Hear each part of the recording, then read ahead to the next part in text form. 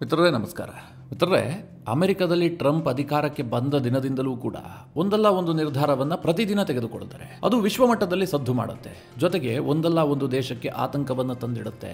ಸದ್ಯ ಟ್ರಂಪ್ ಅವರು ಕೈಗೊಂಡಿರುವಂತಹ ಒಂದು ನಿರ್ಧಾರ ತಾಲಿಬಾನಿಗಳಲ್ಲಿ ತಲ್ಲಣವನ್ನು ಸೃಷ್ಟಿ ಮಾಡಿದೆ. ಅಫ್ಘಾನಿಸ್ತಾನದಲ್ಲಿ ಒಂದು ರೀತಿಯ ಆತಂಕದ ವಾತಾವರಣ ಸೃಷ್ಟಿ ಮಾಡಿದೆ. ಯಾಕೆ ಕೇಳಿದ್ರೆ, ಟ್ರಂಪ್ ಒಂದು ಲೆಕ್ಕವನ್ನು ಕೊಟ್ಟಿದ್ದಾರೆ. ನಾವು ಅಫ್ಘಾನಿಸ್ತಾನವನ್ನು ಬಿಡುವಂತಹ ಸಂದರ್ಭದಲ್ಲಿ ಇಷ್ಟು ಶಸ್ತ್ರಾಸ್ತ್ರಗಳನ್ನು ಅಲ್ಲಿ ಬಿಟ್ಟು ಬಂದಿದ್ದೀವಿ. ಬೈಡನ್ ಸರ್ಕಾರ ಒಂದು ದೊಡ್ಡ ಬ್ಲಂಡರ್ ಅನ್ನ ಮಾಡಿದೆ. ಇದರಿಂದ ಅಮೆರಿಕದ ಆರ್ಥಿಕತೆಗೆ ದೊಡ್ಡ ಪ್ರಮಾಣದಲ್ಲಿ ನಷ್ಟ ಆಗಿದೆ. ನಾವೀಗ ಆ ಎಲ್ಲ ಶಸ್ತ್ರಾಸ್ತ್ರಗಳನ್ನ ವಾಪಸ್ ತೆಗೆದುಕೊಂಡು ಹೋಗ್ತೀವಿ, ಅದನ್ನ ತಾಲಿಬಾನಿಗಳು ನಮಗೆ ವಾಪಸ್ ಕೊಡಬೇಕು ಅಂತ ಟ್ರಂಪ್ ಒಂದು ಧಮಕಿ ಹಾಕಿದ್ದಾರೆ. ಮಿತ್ರರೇ, ಇದು ಅಫ್ಘಾನಿಸ್ತಾನಕ್ಕೆ ದೊಡ್ಡ ಆತಂಕದ ವಿಚಾರ. ಸದ್ಯದ ಪರಿಸ್ಥಿತಿಯಲ್ಲಿ ಅಫ್ಘಾನಿಸ್ತಾನ ಹೊಸದಾಗಿ ಯಾವುದೇ ಶಸ್ತ್ರಾಸ್ತ್ರವನ್ನು ಖರೀದಿ ಮಾಡೋದಾಗ್ಲಿ ತಯಾರು ಮಾಡೋದಾಗ್ಲಿ ಯಾವ ಸ್ಥಿತಿಯಲ್ಲೂ ಇಲ್ಲ. ಅಫ್ಘಾನಿಸ್ತಾನಕ್ಕೆ, ಅದರಲ್ಲೂ ಮುಖ್ಯವಾಗಿ ತಾಲಿಬಾನಿಗಳಿಗೆ ಶಸ್ತ್ರಾಸ್ತ್ರದ ಅವಶ್ಯಕತೆ ದೊಡ್ಡ ಪ್ರಮಾಣದಲ್ಲಿದೆ. ಯಾಕೆಂದರೆ ಪಾಕಿಸ್ತಾನದ ಆತಂಕ ಇದೆ ಅವರಿಗೆ. ಇಂತಹ ಸಂದರ್ಭದಲ್ಲಿ ಟ್ರಂಪ್ ಅವರ ಈ ನಿರ್ಧಾರ ಇದೆಯಲ್ಲ, ತಾಲಿಬಾನಿಗಳಿಗೆ ತಲ್ಲಣವನ್ನು ಸೃಷ್ಟಿ ಮಾಡಿದೆ. ಈ ಹಿಂದೆ ಮಿತ್ರರೇ, ಅಮೆರಿಕ ಶಸ್ತ್ರಾಸ್ತ್ರವನ್ನು ಬಿಡುವಂತಹ ಸಂದರ್ಭದಲ್ಲಿ ಭಾರತ ಕಳವಳವನ್ನು ವ್ಯಕ್ತಪಡಿಸಿತ್ತು. ಬೈಡನ್ ಸರ್ಕಾರದ ತೀರ್ಮಾನದ ಬಗ್ಗೆ ಭಾರತ ತೀವ್ರವಾಗಿ ಆತಂಕವನ್ನು ವ್ಯಕ್ತಪಡಿಸಿತ್ತು. ಆದರೆ ಈಗ ಟ್ರಂಪ್ ತೆಗೆದುಕೊಳ್ಳುವ ನಿರ್ಧಾರದ ಬಗ್ಗೆಯೂ ಕೂಡ ಭಾರತಕ್ಕೊಂದು ಆತಂಕ ಇದೆ.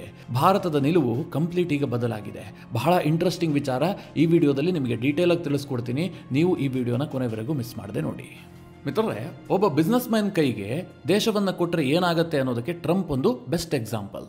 ಟ್ರಂಪ್ ಒಬ್ಬ ರಾಜಕಾರಣಿ ಅಂತ ಹೇಳೋದಕ್ಕೆ ನನಗಂತೂ ಇಷ್ಟ ಇಲ್ಲ. ಯಾಕೆಂದರೆ ಅವರು ರಾಜಕಾರಣಿಯ ರೀತಿಯಲ್ಲಿ ಯಾವತ್ತೂ ವರ್ತಿಸಿಲ್ಲ. ಅವರೇನಿದ್ರೂ ಕೂಡ ಪೈಸಾ ಲೆಕ್ಕ ಹಾಕ್ತಾರೆ. ಅಂತಿಮವಾಗಿ ಅಮೆರಿಕದ ಬ್ಯಾಲೆನ್ಸ್ ಶೀಟ್ನಲ್ಲಿ ಎಷ್ಟು ಉಳಿತು, ಅಮೆರಿಕಕ್ಕೆ ಏನು ಲಾಭ ಆಯಿತು, ಇದೇ ಲೆಕ್ಕಾಚಾರದಲ್ಲಿ ಟ್ರಂಪ್ ಇರ್ತಾರೆ. ಅಲ್ಲಿ ಜಾಗತಿಕವಾಗಿ ಆಗುವಂತಹ ಬದಲಾವಣೆಗಳಿರಬಹುದು, ಮಾನವೀಯತೆ ಇರಬಹುದು, ಅಥವಾ ಮಿತ್ರ ರಾಷ್ಟ್ರಗಳ ಸಂಬಂಧ ಇರಬಹುದು. ಇದು ಯಾವುದಕ್ಕೂ ಟ್ರಂಪ್ ಹೆಚ್ಚಾಗಿ ತಲೆ ಕೆಡಿಸ್ಕೊಳ್ಳೋದಿಲ್ಲ. ಅವರಿಗೇನಾಗಬೇಕು, ಅಮೆರಿಕಾಗೆ ಲಾಭ ಆಗಬೇಕು. ಇಂತಹದೇ ನಿರ್ಧಾರವನ್ನು ಅವರು ಈ ಹಿಂದೆಯೂ ಕೈಗೊಂಡಿದ್ರು, ಈ ಅವಧಿಯಲ್ಲೂ ಕೂಡ ಅದನ್ನೇ ಮುಂದುವರಿಸ್ತಾ ಇದ್ದಾರೆ. ಸದ್ಯ ಮಿತ್ರರೇ, ಟ್ರಂಪ್ ಅವರು ಅಧಿಕಾರಕ್ಕೆ ಬರೋದಕ್ಕೆ ಮುಂಚೆಯೇ ಕೆಲವೊಂದು ವಿಚಾರಗಳನ್ನು ಪ್ರಸ್ತಾಪ ಮಾಡ್ತಾ ಇದ್ರು. ಅದರಲ್ಲಿ ಅಫ್ಘಾನಿಸ್ತಾನದ ವಿಚಾರವೂ ಕೂಡ ಒಂದು. ಅಫ್ಘಾನಿಸ್ತಾನದ ವಿಚಾರದಲ್ಲಿ ಬೈಡನ್ ಸರ್ಕಾರ ಏನು ನಿರ್ಧಾರವನ್ನು ಕೈಗೊಂಡಿದೆ ಅದು ಸರಿಯಾಗಿಲ್ಲ. ಅಮೆರಿಕದ ಘನತೆಗೆ ತಕ್ಕದಾದಂತಹ ನಿರ್ಧಾರವನ್ನು ಬೈಡನ್ ಕೈಗೊಂಡಿಲ್ಲ ಅಂತ ಹೇಳಿ ಟ್ರಂಪ್ ಅವರು ಟೀಕೆ ಮಾಡ್ತಾ ಇದ್ರು. ಈಗ ಮಿತ್ರರೇ, ಟ್ರಂಪ್ ಒಂದು ಹೆಜ್ಜೆ ಮುಂದಿಟ್ಟಿದ್ದಾರೆ. ಅವರು ಮಾಧ್ಯಮದ ಮುಂದೆ ಮಾತನಾಡುವಂತಹ ಸಂದರ್ಭದಲ್ಲಿ ಅಫ್ಘಾನಿಸ್ತಾನದ ಕುರಿತಾಗಿ ಒಂದು ಲೆಕ್ಕವನ್ನು ಕೊಟ್ಟಿದ್ದಾರೆ. ಆ ಲೆಕ್ಕ ಏನು ಕೇಳಿದ್ರೆ, 2021ರಲ್ಲಿ ಅಮೆರಿಕ ಅಫ್ಘಾನಿಸ್ತಾನದ ನೆಲದಿಂದ ಜಾಗ ಖಾಲಿ ಮಾಡ್ತಲ್ಲ, ಆ ಸಂದರ್ಭದಲ್ಲಿ ಎಷ್ಟು ಶಸ್ತ್ರಾಸ್ತ್ರಗಳನ್ನು ಅಲ್ಲಿ ಬಿಟ್ಟು ಬಂದಿದ್ದೀವಿ ಅನ್ನುವಂಥ ಲೆಕ್ಕ. ಟ್ರಂಪ್ ಹೇಳ್ತಿದ್ದಾರೆ, ಅಮೆರಿಕ ಅಫ್ಘಾನಿಸ್ತಾನದಲ್ಲಿ 7,77,000 ರೈಫಲ್ಸ್, ಹಾಗೆ 70,000 ಆರ್ಮಡ್ ವೆಹಿಕಲ್ಸ್, ಅದರಲ್ಲಿ ಟ್ರಕ್ಗಳು ಇದಾವೆ, ಸ್ಟ್ರೈಕರ್ಸ್ ಇದಾವೆ, ಬೇರೆ ಬೇರೆ ರೀತಿಯ ಬೆಲೆ ಬಾಳುವಂತಹ ಶಸ್ತ್ರಾಸ್ತ್ರಗಳಿದಾವೆ. ಇದೆಲ್ಲವುದನ್ನು ನಾವು ಅಲ್ಲಿ ಬಿಟ್ಟು ಬಂದಿದ್ದೀವಿ.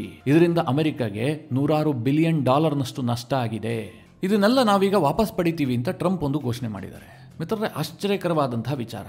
ನಿಮಗೀಗ ಅನೇಕ ಪ್ರಶ್ನೆಗಳು ಕೂಡ ಬರ್ತಾ ಇರಬಹುದು. ಯಾಕೆ ಬೈಡನ್ ಆ ಎಲ್ಲ ಶಸ್ತ್ರಾಸ್ತ್ರಗಳನ್ನು ಅಲ್ಲೇ ಬಿಟ್ಟು ಬಂದರು? ಅಮೆರಿಕಾಗೆ ಹಾಗಿದ್ರೆ ತಾಲಿಬಾನಿಗಳನ್ನು ಎದುರಿಸಿ ಆ ಶಸ್ತ್ರಾಸ್ತ್ರಗಳನ್ನು ವಾಪಸ್ ತೆಗೆದುಕೊಂಡು ಹೋಗೋದಕ್ಕೆ ಸಾಧ್ಯ ಇರಲಿಲ್ವಾ? ಏನು ತಾಲಿಬಾನಿಗಳು ಅಮೆರಿಕವನ್ನು ಓಡಿಸ್ಬಿಟ್ರ? ಏನಿದು ವಿಚಾರ ಅಂತ ಕೆಲವರಿಗೆ ಕನ್ಫ್ಯೂಸ್ ಆಗಿರಬಹುದು. ಕೆಲವರಿಗೆ ಈ ವಿಚಾರದ ಬಗ್ಗೆ ಸ್ವಲ್ಪ ನಾಲೆಡ್ಜ್ ಇರಬಹುದು. ನಾನು ಸ್ವಲ್ಪ ಡೀಟೇಲ್ ಆಗಿ ಹೇಳ್ತೀನಿ ಏನಾಯಿತು ಈ ಅಫ್ಘಾನಿಸ್ತಾನದ ವಿಚಾರದಲ್ಲಿ, ಅಮೆರಿಕದ ದ್ವಿಮುಖ ನೀತಿಗಳು ಯಾವ ರೀತಿಯಾಗಿರ್ತವೆ, ಇದೆಲ್ಲದರ ಬಗ್ಗೆ ಚಿಕ್ಕದಾಗಿ ನಿಮ್ಗೆ ಹೇಳ್ತೀನಿ. ಮಿತ್ರರೇ, 9/11 ಅಟ್ಯಾಕ್ ಆಯ್ತಲ್ಲ ಅಮೆರಿಕಾದಲ್ಲಿ, 2001ರಲ್ಲಿ ಆಗಿದ್ದು ಟ್ವಿನ್ ಟವರ್ ಮೇಲೆ ದಾಳಿ ಆಗುತ್ತೆ. ಅಮೆರಿಕ ಕಂಡಂತಹ ಅತ್ಯಂತ ಭೀಕರವಾದಂತಹ ಉಗ್ರ ದಾಳಿ ಇದು. ಈ ದಾಳಿಯಾದ ಬಳಿಕ ಅಮೆರಿಕ ಇದರ ಬಗ್ಗೆ ಸಾಕಷ್ಟು ಇನ್ವೆಸ್ಟಿಗೇಷನ್ ಮಾಡುತ್ತೆ. ಯಾರಿದ್ರ ಹಿಂದಿದ್ದಾರೆ, ಏನು ವಿಚಾರ, ಎಲ್ಲದನ್ನು ಅಮೆರಿಕ ಮಾಹಿತಿಯನ್ನು ಕಲೆ ಹಾಕುತ್ತೆ. ಅಂತಿಮವಾಗಿ ಅಮೆರಿಕ ಗೊತ್ತಾಗಿದ್ದೇನು ಕೇಳಿದ್ರೆ, ಈ ಇಡೀ ದಾಳಿಯನ್ನ ಮಾಡಿಸಿದ್ದು ಲಾಡೆನ್ ಅಂತ. ಲಾಡನ್ಗೋಸ್ಕರವಾಗಿ ಅಮೆರಿಕ ಸಾಕಷ್ಟು ಹುಡುಕುತ್ತೆ. ಅಂತಿಮವಾಗಿ ಅಮೆರಿಕಾಗೊಂದು ಮಾಹಿತಿ ಸಿಗುತ್ತೆ. ಅಂದ್ರೆ ಅಮೆರಿಕದ ಇಂಟೆಲಿಜೆನ್ಸ್ ಒಂದು ಮಾಹಿತಿಯನ್ನು ಕೊಡುತ್ತೆ. ಏನಂತ, ಈ ಲಾಡನ್ಗೆ ತಾಲಿಬಾನಿಗಳು ಆಶ್ರಯ ಕೊಟ್ಟಿದ್ದಾರೆ, ಅಫ್ಘಾನಿಸ್ತಾನದಲ್ಲಿ ಈತ ಅಡಗಿ ಕುಳಿತಿದ್ದಾನೆ ಅಂತ. ಆಗ ಅಮೆರಿಕ ಸರ್ಕಾರ ನೇರವಾಗಿ ತಾಲಿಬಾನಿಗಳಿಗೆ ವಾರ್ನ್ ಮಾಡುತ್ತೆ, ಇಮಿಡಿಯೇಟ್ ಆಗಿ ಲಾಡೆನ್ನನ್ನು ನಮ್ಗೆ ಹಸ್ತಾಂತರ ಮಾಡಿ ಅಂತ. ಆದರೆ ತಾಲಿಬಾನಿಗಳು ಹೇಳ್ತಾರೆ, ನಮ್ಮಲ್ಲಿ ಯಾವ ಲಾಡೆನ್ನೂ ಇಲ್ಲ, ನಾವು ಯಾರಿಗೂ ಆಶ್ರಯ ಕೊಟ್ಟಿಲ್ಲ. ಹೀಗಂತ ತಾಲಿಬಾನಿಗಳು ಅಮೆರಿಕದ ವಾದವನ್ನು ತಿರಸ್ಕರಿಸ್ತಾರೆ. ಅಮೆರಿಕಾಗೆ ಇದರಿಂದ ಬಹಳ ಸಿಟ್ಟು ಬರುತ್ತೆ. ಅಕ್ಟೋಬರ್ 7, 2001ರಲ್ಲಿ ಅಫ್ಘಾನಿಸ್ತಾನದ ಮೇಲೆ ಯುದ್ಧವನ್ನು ಕೂಡ ಘೋಷಣೆ ಮಾಡ್ತಾರೆ. ಆಗ ಅಮೆರಿಕದ ಅಧ್ಯಕ್ಷರಾಗಿದ್ದು ಜಾರ್ಜ್ ಡಬ್ಲ್ಯೂ ಬುಷ್. ಇವರು ನ್ಯಾಟೋದ ಸಹಯೋಗದೊಂದಿಗೆ ನಾವು ಅಫ್ಘಾನಿಸ್ತಾನದ ಮೇಲೆ ಯುದ್ಧ ಮಾಡ್ತಾ ಇದ್ದೀವಿ, ನಾವು ತಾಲಿಬಾನಿಗಳನ್ನು ಕಿತ್ತೊಗೆದು ಎಲ್ಲ ಉಗ್ರಗಾಮಿಗಳನ್ನು ನಾಶ ಮಾಡ್ತೀವಿ ಅಂತ ಘೋಷಣೆ ಮಾಡ್ತಾರೆ. ಆ ಪ್ರಕಾರವಾಗಿ ದೊಡ್ಡ ದಾಳಿಯನ್ನು ಕೂಡ ಅಮೆರಿಕ ಮತ್ತು ನ್ಯಾಟೋ ಪಡೆಗಳು ಆರಂಭಿಸ್ತವೆ.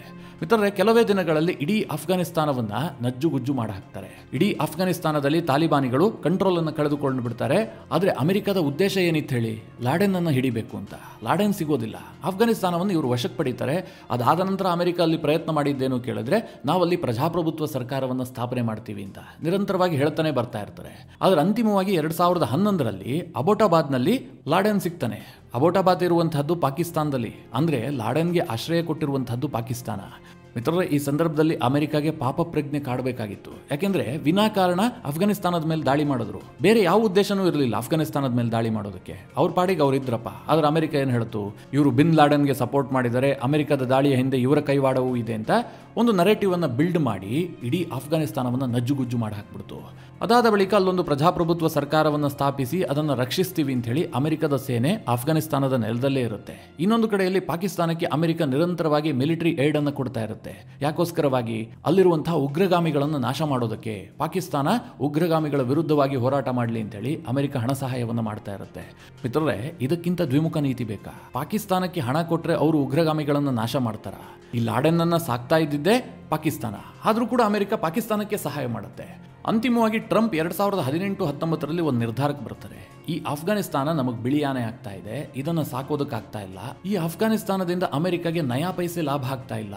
ನಾವ್ಯಾಕೆ ಅಲ್ಲಿ ಹೋಗಿ ಅಮೆರಿಕದ ಟ್ಯಾಕ್ಸ್ ಪೇಯರ್ ಹಣವನ್ನು ಖರ್ಚು ಮಾಡಬೇಕು ಅಂತ ಟ್ರಂಪ್ ಯೋಚನೆ ಮಾಡ್ತಾರೆ. ನಾನು ಆಗ್ಲೇ ಹೇಳಿದೆ, ಟ್ರಂಪ್ ಪೈಸೆಗೆ ಲೆಕ್ಕ ಹಾಕುವಂತ ಮನುಷ್ಯ ಅಂತ. ಯಾಕೆ ಟ್ರಂಪ್ ಆ ನಿರ್ಧಾರವನ್ನು ಮಾಡ್ತಾರೆ ಅಂತಂದ್ರೆ, 2001ರಿಂದ 2021ರವರೆಗೆ ಅಮೆರಿಕ ಅಫ್ಘಾನಿಸ್ತಾನದಲ್ಲಿ ಖರ್ಚು ಮಾಡಿದಂತಹ ಒಟ್ಟು ಹಣ $2.3 ಟ್ರಿಲಿಯನ್. ಮಿತ್ರರೇ ಗಮನಿಸಿ, ಇದು $ಬಿಲಿಯನ್ ಅಲ್ಲ, $ಟ್ರಿಲಿಯನ್. ಭಾರತದ ರೂಪಾಯಿಯಲ್ಲಿ ನಿಮಗೆ ಹೇಳಬೇಕು ಅಂತಂದ್ರೆ ಸರಿಸುಮಾರು 200 ಲಕ್ಷ ಕೋಟಿಯಷ್ಟು ಅಫ್ಘಾನಿಸ್ತಾನದಲ್ಲಿ ಅಮೆರಿಕ ಇನ್ವೆಸ್ಟ್ ಮಾಡಿದ್ದು. ಅಂದ್ರೆ ಅಲ್ಲೇನು ಬಿಲ್ಡಿಂಗ್ ಕಟ್ಟೋದಕ್ಕಲ್ಲ, ಅಫ್ಘಾನಿಸ್ತಾನವನ್ನು ಉದ್ಧಾರ ಮಾಡೋದಕ್ಕಲ್ಲ. ಅಫ್ಘಾನಿಸ್ತಾನದಲ್ಲಿ ಅಮೆರಿಕದ ಸೇನೆಯನ್ನು ಇಡೋದಕ್ಕೆ, ಶಸ್ತ್ರಾಸ್ತ್ರಗಳಿಗೋಸ್ಕರವಾಗಿ. ಇದರಿಂದ ಅಮೆರಿಕಾಗೆ ಏನು ರಿಟರ್ನ್ ಸಿಕ್ಕಿದೆ ಕೇಳಿದ್ರೆ ಏನೂ ಇಲ್ಲ, ಶೂನ್ಯ. ಹೀಗಾಗಿ ಟ್ರಂಪ್ಗೆ ಅನಿಸ್ತು, ನಮ್ಮ ಸೈನಿಕರನ್ನ ಅಫ್ಘಾನಿಸ್ತಾನಕ್ಕೆ ಕಳುಹಿಸುವಂತಹದ್ದು, ಅಲ್ಲಿ ನಮ್ಮ ಸೈನಿಕರ ಬಲಿದಾನ ಆಗುವಂತಹದ್ದು, ಜೊತೆಗೆ ನಾವಲ್ಲಿ ಹೆಚ್ಚು ಹಣವನ್ನು ವೆಚ್ಚ ಮಾಡುವಂತಹದ್ರಲ್ಲಿ ಯಾವುದೇ ಅರ್ಥ ಇಲ್ಲ. ನಮ್ಮ ಸೇನೆಯನ್ನು ವಾಪಸ್ ಕರೆಸ್ಕೊಳ್ಬೇಕು ಅಂತ ಟ್ರಂಪ್ ನಿರ್ಧಾರ ಮಾಡ್ತಾರೆ. 2019ರಲ್ಲೇ ನಿರ್ಧಾರ ಮಾಡಿದ್ರು.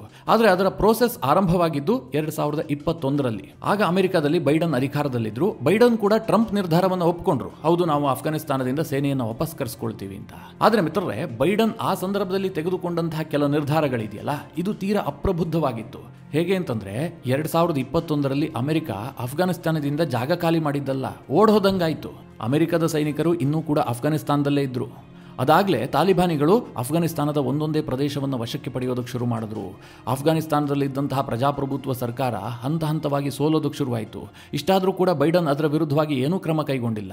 ಕೇವಲ ತನ್ನ ಸೇನೆಯನ್ನು ವಾಪಸ್ ಕರೆಸ್ಕೊಂಡ್ರೆ ಸಾಕಪ್ಪ ಅನ್ನುವ ರೀತಿಯಲ್ಲಿ ಬೈಡನ್ ಅವರ ವರ್ತನೆ ಇತ್ತು. ಅಂತಿಮವಾಗಿ ಅಮೆರಿಕ ಏನು ಮಾಡುತ್ತೆ, ಅಲ್ಲಿದ್ದಂತಹ ಎಲ್ಲ ಶಸ್ತ್ರಾಸ್ತ್ರವನ್ನು ಅಲ್ಲೇ ಬಿಡುತ್ತೆ. ಕೇವಲ ಸೈನಿಕರು ಮತ್ತು ಅಮೆರಿಕದ ಸಿಬ್ಬಂದಿಗಳನ್ನು ಮಾತ್ರ ಅಮೆರಿಕಕ್ಕೆ ವಾಪಸ್ ಕರೆಸ್ಕೊಳ್ಳುತ್ತೆ.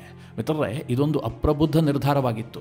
ನೀವೇ ಯೋಚಿಸಿ, 7,77,000 ರೈಫಲ್ಸ್ಗಳನ್ನು ಅಮೆರಿಕ ಅಲ್ಲಿ ಬಿಟ್ಟು ಬಂದಿದೆ. ಜೊತೆಗೆ 70,000ಕ್ಕೂ ಹೆಚ್ಚು ಆರ್ಮಡ್ ವೆಹಿಕಲ್ಸ್, ಅದರಲ್ಲಿ ಅತ್ಯಾಧುನಿಕವಾದಂತಹ ಸ್ಟ್ರೈಕರ್ಸ್ ಇದಾವೆ, ಅಮೆರಿಕ ನಿರ್ಮಿತ ಸ್ಟ್ರೈಕರ್ಸ್ಗಳು.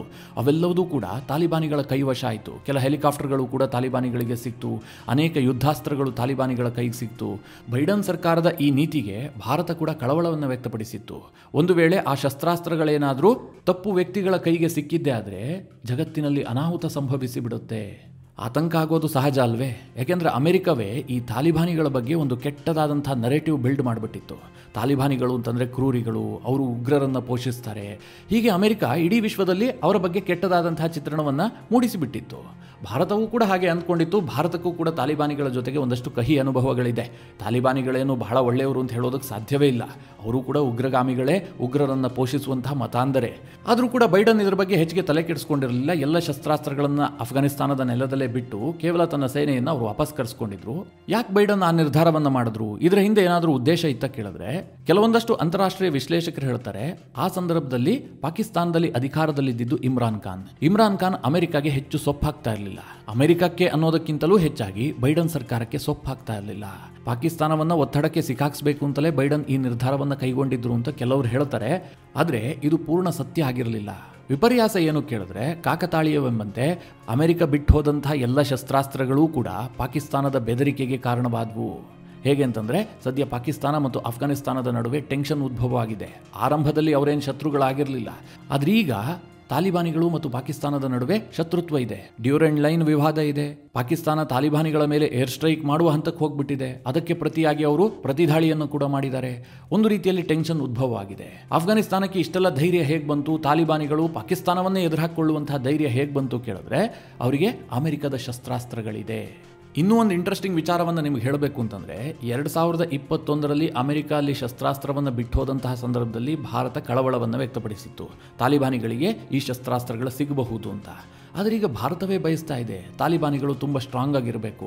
ಯಾಕೆಂದರೆ ಪಾಕಿಸ್ತಾನಕ್ಕೆ ಕೌಂಟ್ರ್ ಕೊಡ್ತಾ ಇದ್ದಾರಲ್ಲ, ಪಾಕಿಸ್ತಾನಕ್ಕೆ ನೀರು ಕುಡಿಸ್ತಾ ಇದ್ದಾರಲ್ಲ, ಹೀಗಾಗಿ ಭಾರತಕ್ಕೆ ಅನ್ನಿಸ್ತಾ ಇದೆ ತಾಲಿಬಾನಿಗಳೇನು ನಮಗೆ ಶತ್ರುಗಳಲ್ಲ, ಅವರು ಸ್ವಲ್ಪ ಶಕ್ತಿಯುತವಾಗಿದ್ದರೆ ನಮಗೆ ಲಾಭ ಆಗುತ್ತೆ ಅಂತ. ಭಾರತ ಈಗಾಗಲೇ ತಾಲಿಬಾನಿಗಳ ಜೊತೆಗಿನ ಸಂಬಂಧವನ್ನು ಕೂಡ ಸುಧಾರಣೆ ಮಾಡಿಕೊಳ್ಳುವ ಹಂತಕ್ಕೆ ಬಂದು ನಿಂತಿದೆ. ಈ ಸಂದರ್ಭದಲ್ಲಿ ಟ್ರಂಪ್ ಹೇಳ್ತಾ ಇದ್ದಾರೆ ನಾವೆಲ್ಲ ಶಸ್ತ್ರಾಸ್ತ್ರವನ್ನು ವಾಪಸ್ ತೆಗೆದುಕೊಂಡು ಹೋಗ್ತೀವಿ ಅಂತ. ಹಾಗಾದರೆ ತಾಲಿಬಾನಿಗಳು ಇದನ್ನು ವಾಪಸ್ ಕೊಟ್ಟು ಬಿಡ್ತಾರಾ? ಟ್ರಂಪ್ ಕೇಳಿದ ತಕ್ಷಣ ತಾಲಿಬಾನಿಗಳು ಎಲ್ಲ ಶಸ್ತ್ರಾಸ್ತ್ರಗಳನ್ನು ಹಿಂತಿರುಗಿಸ್ತಾರ ಕೇಳಿದ್ರೆ, ಚುನಾವಣೆ ಸಂದರ್ಭದಲ್ಲೇ ಟ್ರಂಪ್ ಇಂತಹ ಭಾಷಣಗಳನ್ನು ಮಾಡ್ತಾ ಇದ್ರು. ಆಗ ತಾಲಿಬಾನಿಗಳು ಏನು ಹೇಳಿದ್ರು ಗೊತ್ತಾ? ಯುದ್ಧದ ಸಂದರ್ಭದಲ್ಲಿ ಗೆದ್ದಂತಹ ವಸ್ತುಗಳನ್ನು ನಾವು ವಾಪಸ್ ಕೊಡೋದಿಲ್ಲ, ಇದು ಸಂಪ್ರದಾಯವೇ ಅಲ್ಲ ಅಂತ. ಅಂದರೆ ತಾಲಿಬಾನಿಗಳ ವಾದ ಏನು ಗೊತ್ತಾ? ಈ ಹಿಂದೆ ಒಂದು ರಾಜನಿಗೂ ಇನ್ನೊಂದು ರಾಜನಿಗೂ ಯುದ್ಧ ಆಗ್ತಾ ಇತ್ತು. ಒಬ್ಬ ರಾಜ ಸೋಲ್ತಾ ಇದ್ದ. ಸೋತಂತಹ ಸಂದರ್ಭದಲ್ಲಿ ಆತನ ಎಲ್ಲ ಸಂಪತ್ತನ್ನು ಕೊಳ್ಳೆ ಹೊಡೆಯಲಾಗ್ತಾ ಇತ್ತು. ಕೇವಲ ಸಂಪತ್ತು ಮಾತ್ರ ಅಲ್ಲ, ಆತನ ಶಸ್ತ್ರಾಸ್ತ್ರವನ್ನ, ಆತನ ಸೇನೆಯನ್ನ ಎಲ್ಲವನ್ನ ಕೂಡ ಗೆದ್ದ ರಾಜ ವಶಕ್ಕೆ ಪಡಿತಾ ಇದ್ದ. ಹಾಗೆ ನಾವು ಆಫ್ಘಾನಿಸ್ತಾನವನ್ನು ವಶಕ್ಕೆ ಪಡೆದಿದ್ದೀವಿ, ಆಗ ಈ ಶಸ್ತ್ರಾಸ್ತ್ರಗಳು ಕೂಡ ನಮ್ಮದಾಗಿದೆ, ಇದನ್ನು ವಾಪಸ್ ಕೊಡುವಂತಹ ಪ್ರಶ್ನೆಯೇ ಇಲ್ಲ ಅಂತ ತಾಲಿಬಾನಿಗಳು ಹೇಳಿದ್ದಾರೆ. ಒಂಥರ ಅವ್ರು ಕೊಟ್ಟಂತಹ ಉತ್ತರ ಬಹಳ ಇಂಟ್ರೆಸ್ಟಿಂಗ್ ಆಗಿದೆ.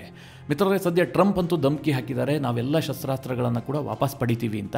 ಮುಂದೇನು ಮಾಡ್ತಾರೆ? ಯಾವ ರೂಪದಲ್ಲಿ ವಾಪಸ್ ಪಡಿತಾರೆ? ಮತ್ತೇನಾದರೂ ಯುದ್ಧ ಮಾಡ್ತಾರಾ? ಅಥವಾ ಸೇನೆಯನ್ನು ಕಳುಹಿಸಿ ಎಲ್ಲದನ್ನು ವಾಪಸ್ ಪಡೆಯೋದಕ್ಕೆ ಟ್ರಂಪ್ ಮುಂದಾಗ್ತಾರಾ? ಟ್ರಂಪ್ ಯಾವುದೇ ರೀತಿಯ ನಿರ್ಧಾರವನ್ನು ಕೈಗೊಂಡರೂ ಕೂಡ ಅಚ್ಚರಿ ಇಲ್ಲ. ಯಾಕೆಂದರೆ ಟ್ರಂಪ್ಗೆ ಟ್ರಂಪ್ ಅವರೇ ಸರಿಸಾಟಿ. ಮಿತ್ರರೇ, ಈ ಎಲ್ಲ ವಿಚಾರಗಳ ಕುರಿತಾಗಿ ನಿಮಗೇನು ಅನಿಸುತ್ತೆ? ನಿಮ್ಮ ಅನಿಸಿಕೆ ಅಭಿಪ್ರಾಯವನ್ನು ಕಮೆಂಟ್ ಮಾಡುವ ಮೂಲಕ ನಮಗೆ ತಿಳಿಸಿ. ಹಾಗೆ ನಿಮಗೆ ಈ ವಿಡಿಯೋ ಇಷ್ಟವಾದರೆ ಲೈಕ್ ಮಾಡಿ. ಜೊತೆಗೆ ನೀವಿನ್ನೂ ನಿಮ್ಮ ನೆಚ್ಚಿನ ಸಂಸ್ಕಾರ ಸೌರಭ ಯೂಟ್ಯೂಬ್ ಚಾನಲ್ನ ಸಬ್ಸ್ಕ್ರೈಬ್ ಮಾಡಿಲ್ಲ ಅಂತಾದರೆ ಈ ಕೂಡಲೇ ಸಬ್ಸ್ಕ್ರೈಬ್ ಮಾಡಿ. ಮುಂದಿನ ಎಲ್ಲ ಅಪ್ಡೇಟ್ಗಳ ನೋಟಿಫಿಕೇಷನ್ಗಾಗಿ ಬೆಲ್ ಐಕಾನ್ ಒತ್ತಿ.